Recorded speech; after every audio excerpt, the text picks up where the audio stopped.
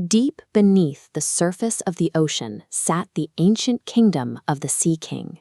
It was a realm of profound beauty, but for the king's youngest daughter, Eva, the majesty of the sea was never quite enough to hold her attention. This timeline shows how a mermaid's life ends. Granted 300 years, they simply dissolve into sea foam. In contrast, a human's life might be shorter, but they possess what mermaids lack, an immortal soul that continues in the heavens. Eva spent her childhood asking her grandmother about this surface world. Her fascination was driven by a deep spiritual yearning to attain that eternal existence for herself. On her 18th birthday, the Sea King finally allowed Eva to visit the world above. She reached the surface and was immediately struck by the sight of a massive wooden ship, where a young human prince was celebrating. The celebration ended abruptly as dark clouds gathered and a violent storm tore across the water, shattering the ship's hull and throwing the unconscious prince into the churning waves. Without hesitating, Eva dove into the wreckage. She pulled the prince through the raging tide, dragging his unconscious body onto a nearby beach. She waited on the sand until she heard footsteps. Forced to hide in the shallows, she watched as another young woman found the prince.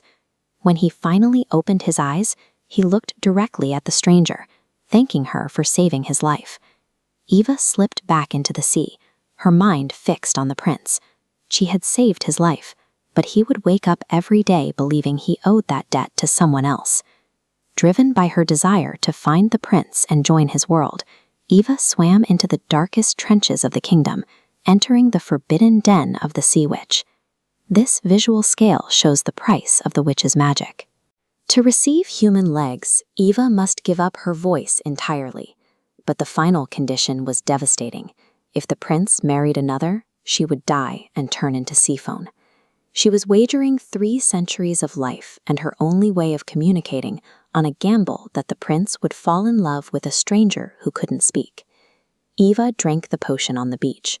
The transformation was agonizing, but when she saw her new human legs, she felt a surge of hope. The prince soon found her resting on the shore. Captivated by her presence, though he had no idea who she was, he brought her back to the royal palace. Her days in the palace were bittersweet. Mute and unable to explain who she was, she expressed her affection through dance, moving with a grace that no human could match. She was finally by his side, but her silence remained a barrier. Without her voice, she could never tell him that she was the one who had pulled him from the wreckage of the storm. The situation unraveled when a foreign princess arrived at the royal court. The prince instantly identified her as the girl from the beach after the storm, announcing his search for his savior was over. The king gave his blessing, and the court began preparing for the immediate marriage of the prince to this foreign princess. For Eva, the king's announcement meant the clock had run out. The dawn following the wedding day would bring her death. The terms of the witch's contract were closing in. Without the prince's love, Eva was left with no defense and no way to survive the coming sunrise. On the night of the wedding, as Eva stood by the water, her sisters rose to the surface. They had traded their own hair to the witch for a single chance to save her, a magical dagger. This diagram shows the only way to break the spell. If Eva used the dagger to kill the prince before sunrise, his blood would restore her. She would become a mermaid again and live for her remaining 300 years. Eva entered the prince's room while he slept. She stood over him with the blade in her hand, knowing that his death was the only thing that could buy her life. She was caught between 2 impossible choices: kill the person she loved to save herself, or accept her own destruction. She lowered the blade. She chose to spare the prince, preferring to face her own end rather than harm him. As the sun began to rise, Eva walked to the edge of the ship and threw herself into the waves.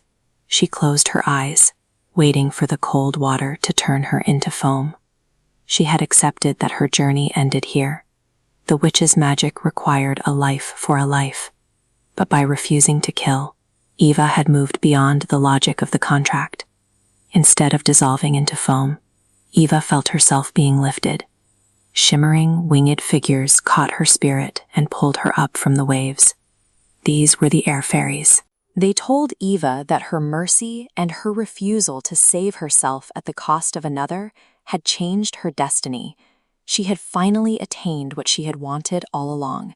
She was granted an immortal soul, not through a magic potion, but through her own choice to be selfless. True love isn't about the desire to possess someone else. It's defined by the willingness to put their life before your own, a sacrifice that, in this story, led to the ultimate spiritual reward.